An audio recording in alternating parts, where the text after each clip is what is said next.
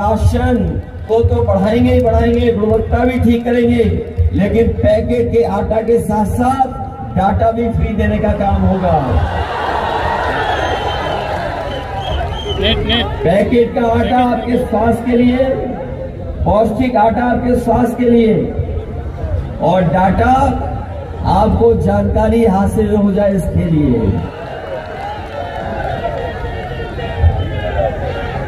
आजकल डाटा हर एक को चाहिए, बिना डाटा के कोई काम नहीं हो पा रहा है।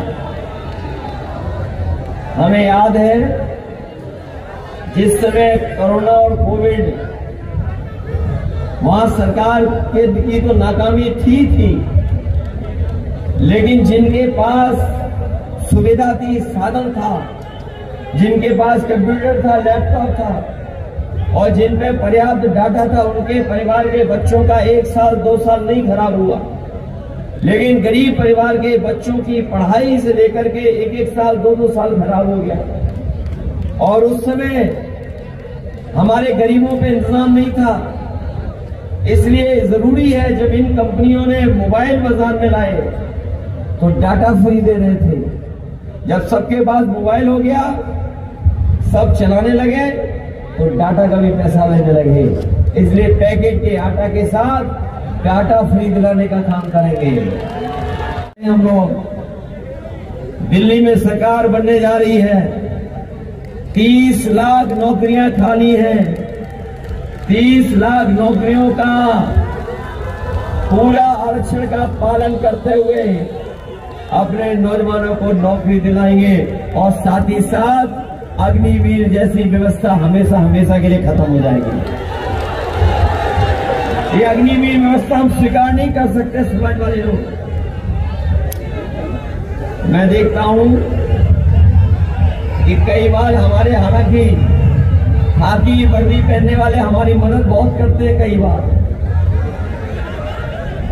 लेकिन मैं इन्हें भी सावधान करना चाहता हूं। अभी तो फौज की नौकरी 4 साल की हुई है, ये बीजेपी वाले आ गए तो खाकी वर्दी पहनने वालों की नौकरी 3 साल की हो जाएगी। अपने समर्थक हैं, हम उन्हें भी सावधान करने आए हैं, क्योंकि ये भारतीय जनता पार्टी अगर चुनाव जीत गई तो ये संविधान बदलने का काम करेगी, और अगर संविधान बदलेगा तो हमारे आपके अधिकार छिन जाएंगे। जो कुछ हमें और आपको सम्मान मिलता है वो भी छीन लेंगे लोग, जो हमारा वोट डालने का अधिकार है वो भी छीन लेंगे। याद रखना, ये बाबा साहब भीमराव अम्बेडकर जी का दिया हुआ संविधान हमारे आपके लिए संजीवनी है। इसलिए चुनाव में जहां हम अपने भविष्य के लिए और आने वाली पीढ़ी के भविष्य के लिए वोट डालने जा रहे हैं, वही बाबा साहब का दिया हुआ संविधान को भी बचाने का काम करना। इसलिए हम आपसे निवेदन अपील करने आए हैं। इन्होंने किसानों को धोखा दिया, वहीं यहाँ के मौजूद नौजवान जानते होंगे, इस सरकार में जो भी परीक्षा हुई उस सब परीक्षाओं के पेपर लीक हो गए। इस सरकार ने जो भी परीक्षा का पेपर होना था समय पर, न समय पे कराया इन्होंने। और जब हमारा नौजवान पढ़ा लिखा कोचिंग करने के बाद, तैयारी के बाद परीक्षा देने गया तो बाद में उसको पता लगा कि पेपर लीक हो गया।